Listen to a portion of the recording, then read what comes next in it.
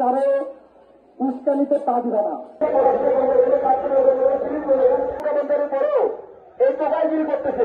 আমরা কি এই কথা প্রমাণ দিতে পারবো যে রুয়েটের মেজরিটি স্টুডেন্ট ছাত্র রাজনীতি চায় না? এই জন্য আমাদের প্রশাসনের কাছে আমাদের 3 নম্বর দাবি থাকবে, প্রশাসন একটি নির্বাচনকালীন কমিটি করবে এবং সেই কমিটির আন্ডারে একটি গণভোট আয়োজন করবে রুয়েটের শিক্ষার্থীদের জন্য। সেই গণভোটে আমরা সবাই রায় দিব যে আমরা রুয়েটে কোন প্রকার রাজনীতির পক্ষে আছি নাকি বিপক্ষে আছি।